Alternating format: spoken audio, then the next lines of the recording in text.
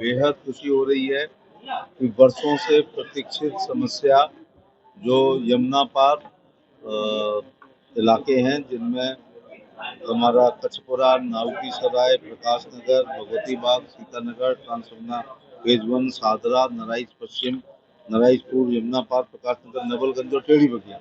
और इसमें कई ऐसे हैं जिनका नाम नहीं है। इन लोगों के यहाँ पीने की समस्या थी, टैंकर से पानी खरीदा जाता था, दूध का खर्चा कम था, पानी का खर्चा ज्यादा था। यहाँ पर अमृत 20 कार्यक्रम के अंतर्गत आगरा पेयजल पुनर्गठन योजना ट्रांसफार्मर फेज 1 और 2 में 412 करोड़ रुपए स्वीकृत हो गए हैं। अवार्ड हो गया है 37 करोड़ रुपए हसनापुर के लिए। आरओ वाटर ये इलाका पिया करेगा। ये मैं इसके लिए मेयर साहब का और अपने धर्मपाल जी विधायक जी का बहुत प्रशंसा करना चाहूँगा कि उनके अथक प्रयासों से ये योजना सफल हुई है। और एक दिन मुझे प्रोटोकॉल तोड़ के ये AK शर्मा साहब नगर विकास मंत्री के घर लेके गए थे। तो जाने से आने से फर्क पड़ता है। भारत सरकार का मंत्री अपने MLA के साथ ये जाते हैं, उनके लिए 412 करोड़ छोटा अमाउंट नहीं था, लेकिन ये हमारी समस्या बहुत गंभीर थी। आगरा के पत्रकारों ने पिछले 20 साल में, जब से मैं राजनीति में आया हूँ, खासतौर से गर्मियों के दिनों में वो लंबी लाइनें, वो टैंकर, वो फोटो, वो लड़ाई, 2 मर्डर भी पानी पे ही हुए थे, ये सब आप दर्शाते रहे थे। तो ऐसा करके हम मुख्यमंत्री जी का, AK शर्मा जी का धन्यवाद देना चाहेंगे कि उन्होंने 5 लाख लोग इससे लाभान्वित हुए। बड़ी उपलब्धि आगरा को मिलने जा रही है। यमुना का इलाका हमेशा से छूटा रहा है पेयजल को लेकर, संघर्ष भी कई बार कितनी राहत से लोगों को मिलता है। अमृत कार्यक्रम के अंतर्गत आज हम लोग, हमारे लिए, आगरा वासियों के लिए बहुत ही बड़ी व्यवस्था हुई है। इसके लिए मैं राज्य सरकार को, माननीय मुख्यमंत्री जी को, नगर विकास मंत्री जी को धन्यवाद देती हूँ मीडिया के माध्यम से। साथ ही धन्यवाद दूंगी अपने हमारे आगरा के सांसद SP सिंह बघेल जी को और हमारे अहमदपुर के विधायक श्री धर्मपाल जी को धन्यवाद दूंगी कि उन्होंने लगातार उनकी पैरवी के बाद हमें ये योजना मिली है और 412 करोड़ की ये बड़ी योजना हमें आगरा को मिली और ऐसे इलाके को मिली है जहाँ पर हमेशा से ही प्रॉब्लम होती रही है, झगड़े भी होते रहे, कई बार मुकदमे भी हुए इस बात को लेकर। अभी मैं एक नाव की सराय में घूम रही थी, नाव की सराय में मुझे कुछ व्यक्तियों ने कहा कि सब कुछ ठीक है, सरकार ने हमें बहुत सारी योजनाएं दी हैं, हमने भी सरकार को आशीर्वाद दिया है, लेकिन हमारी प्रॉब्लम सबसे बड़ी है कि हमें टैंकरों से पानी मिलता है। तो अच्छा भी नहीं लग रहा था कि मुझे, हम लोग क्योंकि सरकार में है, तो मैंने उन्हें बताया एक बड़ी योजना आपके लिए आने वाली है। और अब आज प्रेस वार्ता करने का मतलब भी यही है कि आपके माध्यम से भी और हमारे संगठन के माध्यम से भी जनता को ये मैसेज मिले कि उनके लिए एक बड़ी योजना 412 करोड़ की आई है, जिसमें 65 करोड़ रुपए अभी रिलीज हो चुके हैं।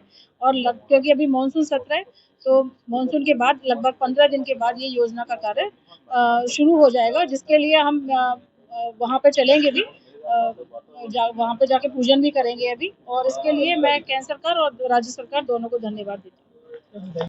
मंत्री जी आदरणीय बघेल साहब का, आदरणीय मेयर साहिबा हेमलता दिवाकर जी का, आदरणीय हमारे महानगर अध्यक्ष राजकुमार गुप्ता जी का, आदरणीय शेरा भाई साहब का, हमारे सभी मंडल अध्यक्ष, हमारे सभासद, सबका बहुत बहुत आभार और अहमदपुर की जनता को बधाई कि उनकी जो सबसे बड़ी समस्या पीने की पानी की थी, वो आने वाले 18 महीने में दूर होगी और बहुत जल्दी इस पर कार्य शुरू हो गया है। तो मैं आभार व्यक्त करता हूँ अपनी सरकार के मुख्यमंत्री आदरणीय योगी जी का और सरकार के शहरी विकास मंत्री आदरणीय AK शर्मा जी का कि उन्होंने 413 करोड़ रुपए का वाटर वर्क स्वीकृत किया। साथ ही 37 करोड़ रुपए से वहीं से एक पाइपलाइन डाल के हम लोग अहमदपुर नगर पालिका भी ले जाएंगे और उन्हें भी स्वच्छ RO वाटर मिलेगा।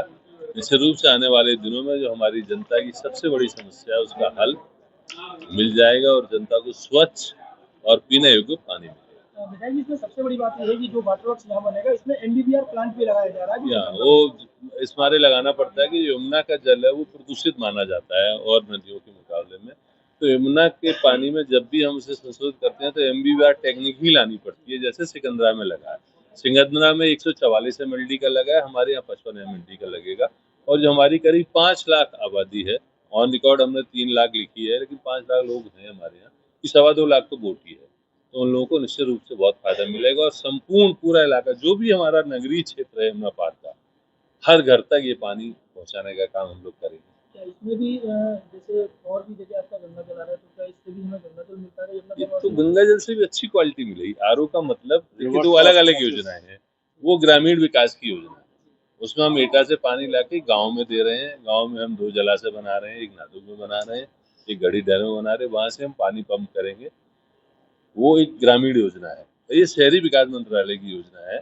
इसे हम उससे भी अच्छा क्वालिटी, जब आरओ लगेगा तो आप जानते हैं आरओ के पानी का मतलब है कि उसकी गुणवत्ता एकदम पीने योग्य होगी। ये 11 ओवर टैंक बनेंगे और हम 4 जलाशय बनाएंगे। एक चालीसर में बना रहे हैं, एक कालनी बिहार में बना रहे हैं, एक जो 9BT ऑलरेडी है ट्रांसयमुना उसे अपग्रेड करेंगे, और एक रेलवे लाइन और यमुना के बीच में कचपुरा में बनाएंगे, जिससे हमारा पूरा क्षेत्र हो जाए। और 11 नए हम बना रहे हैं अपर जलाशय, जिन्हें ओवर टैंक कहते हैं, और 268 किलोमीटर हम नई लाइन डालने वाले हैं, डिस्ट्रीब्यूशन लाइन। तो हमारा लक्ष्य ये है कि कोई भी घर ऐसा नहीं बचेगा जहाँ हम नई लाइन ना डालें। जहाँ पुरानी लाइनें खराब है उन्हें भी बदलेंगे।